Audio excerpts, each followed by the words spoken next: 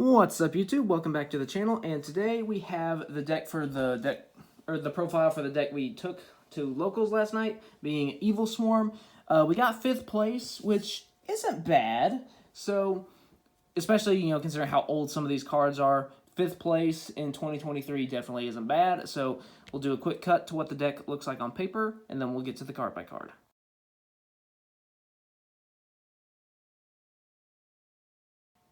Okay, so as you may have noticed, I did make some changes, as in like 5 minutes before round 1, because I did a practice game and I wasn't happy with the result. So I decided to change some things around. And yeah, I mean, it helped a little bit, so there we go. But starting off, we have triple Evilswarm Heliotrope. Okay, so obviously he's a 1950 normal monster. And we're mainly going to be summoning him off of Unexpected Die. That's really all you need to know there. Next is 3 copies of Evilswarm Caster. So, Caster is one of your best Evilswarm monsters. You want to be able to search him out as quickly as possible. And he gives you an extra normal summon to help make rank 4s, which is very nice. Next, we have Evilswarm Kerkion. So, Kerkion is really good later on in the game, but you typically don't want to have it in your opening hand, because for its effect, you have to have 2 Evilswarms in your graveyard. You got to have one to banish and one to add back to your hand. But this also does help make a rank 4, just not on turn 1. Next, we have 3 copies of Evilswarm Mandragora.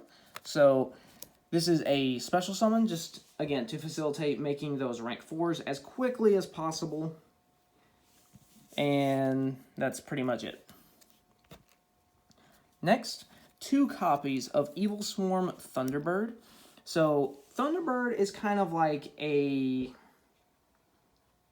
I don't really know how to describe it, but basically, I don't want to use this as material if I can help it, because I want to be able to use this effect to banish itself and then bring it back during my next standby phase, so that way I have a monster on the field at all times, so that way if, say, my Ophion gets outed, oh, no worries, this comes back in my standby phase, then I just normal summon, and I make a new one. Next are some of the more, I guess, auxiliary ones. These ones typically don't matter all that much. You've got Salamandra, Zahak, Kitos, and Lantern. So, Salamandra banishes to increase its own attack points. Zahak, when it gets destroyed, destroys a level 5 or higher special summon monster. Kitos, tribute to pop a spell or trap. Lantern, tribute to pop a face-up monster. So again, those are just kind of auxiliary ones that might help, but if not, they can just be used as rank 4 material, of course. Then for the last 2 monsters, we have the flip monsters. So we have Rezvelg and Azathoth. So both of these are removal. So this one, you just target any card and bounce it to the hand. This one has to target a special summon monster, but it gets shuffled into the deck. Alright, so that's it for the monsters. Now for the spells, which is where the changes mostly occurred. So we're running, of course, triple Allure of Darkness, because they're all darks, so why wouldn't you? Plus his draw power. As well as 3 copies of Unexpected Die. That way we can pull Heliotrope out of the deck. You want to draw that in your opening hand as often as possible. One of the changes I made is I'm actually running a copy of Generation Force to add some of the Xyz spells and traps. I put that in. And then I'm also running, of course, Rhoda to search out Castor. And then, as well as Monster Reborn to bring back a material for a rank 4.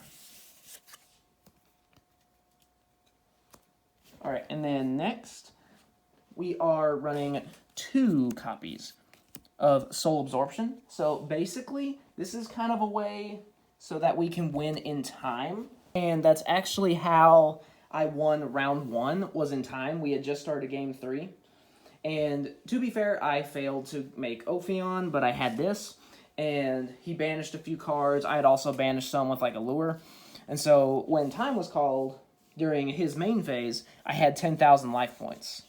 So, yeah, but I do like to have the soul absorptions just because Salamandra banishes, Kerkion banishes, Allure banishes, and then one of the track cards that we'll get to shortly also banishes. So that's just a way to try to increase overall advantage and not die. Next is Infestation Pandemic. So running 3 of this, obviously. All face-up Evilswarm monsters you currently control are unaffected by other spell and trap card effects this turn. So this is really nice to protect your Ophion. That's mainly what it's for, is protecting Ophion. Next, I'm running 2 copies of Xyz Import. So this is meant to work, again, and kind of more in tandem with Ophion, because if they're going to start link climbing, then I can just yoink their problematic link monster before they can climb into something like an access code. Next, Xyz Reborn, Infestation Terminus, Infestation Infection, and Xyz Veil. So, Xyz Reborn, it reborns an Xyz, enough said. Terminus, you banish 1 to bounce 2, not bad. Infection, it's a continuous trap. You shuffle an Evilswarm from your hand into the deck as cost to search a new one. I cut this down from 3 to 1 just because in a couple practice games I did, I opened like 2 of these and they were just kind of useless. So I was like, okay, I'm just going to cut this down to 1 and So I looked at like some of the cards in my binder and I was like, ooh, I can use Xyz Import. I can use Generation Force to search it. And Generation Force can also be used to search this, which is Xyz Veil. So while my monster has Xyz material, it can't be targeted by card effects. So again, protecting Ophion. That's pretty much what you're doing. Alright, that's it for the 40-card main deck. Now for the extra deck. Starting with 2 copies of Evilswarm Nightmare. This is basically a Book of Moon for Special Summon Monster. Again, this is, if I know I'm going against someone that's going to be doing a bunch of link climbing, I can use this to stop their plays, rather than focusing on Ophion. 3 copies of Evilswarm Exciton Knight, of course. If we're in a bit of a pickle, we can use this to get out of it. 2 copies of Evilswarm Thanatos. This is good for if your opponent has a monster effect that's going to destroy stuff, you can use this to kind of get around that. I wanted to try to summon this against Manadium to protect against his SP Little Knight, but unfortunately it never happened. Next is 3 copies of Evilswarm Bahamut. So with this one, you detach a material and discard an Evilswarm monster, and you get to permanently take control of a monster that your opponent controls. So this one can be really nice, depending on the situation. Then we have, of course, the name of the game, 3 copies of Evilswarm Ophion.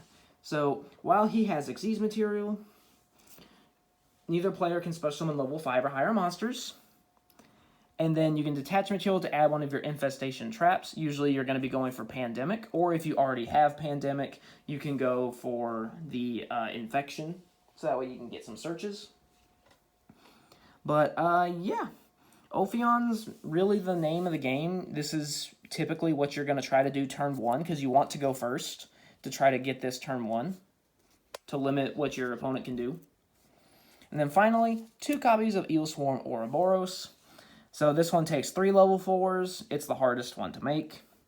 but it can sometimes actually come in clutch depending on what your matchup is, because you can only use each of its 3 effects once while it's on the field, but you can detach material to bounce a card, rip a card from your opponent's hand, or banish a card from your opponent's graveyard. So depending on what matchup you have, this one can be quite useful. But like I said before, typically you're just going to be going for Ophion. And yeah, that's going to be it for the deck profile. I know this one's kind of short, but that's because this deck is very cut and dry. It's basically Ophion Turbo, maybe Nightmare, depending if you're on your matchup.